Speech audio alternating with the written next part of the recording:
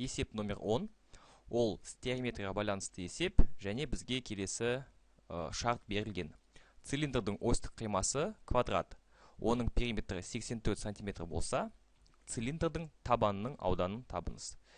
Яғни, алдымен біз цилиндрдің суретін салып көрейік.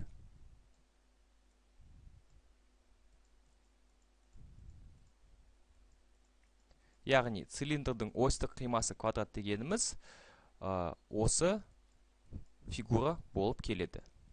Яғни, біз оны жартынан қидық. Яғни, қандайда бір екі қабырғасы А және А болатын квадрат бізде пайда болды. Оның периметрі 84. Яғни, бізде Ада квадратта кешіңіз 4 қабырға болады. Яғни, периметр дегеніміз 4А, ол тең болады 84. Яғни, А дегеніміз бізде 21 сантиметр. Және де байқасақ, бізде А дегеніміз ол табаны үшін диаметр болып келеді. Яғни, бізде А дегеніміз осы табандағы болатын шеңбердің диаметрі. Ал бізге цилиндрдің табанының ауданын табу керек. Табанның ауданы, яғни шеңбердің ауданы болып келеді.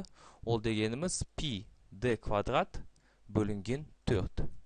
Яғни пи көбейтілген 21-дің квадраты 441 бөлінген 4. Байқасақ, бізде осындай жауап бар, С жауабы.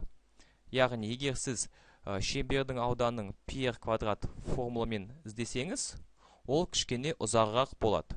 Ал бізде толық диаметр берілген, шеңбердің ауданы, яғни бізде болады радиус арқылы пи квадрат, ал диаметр арқылы пи d квадрат бөлінген 4.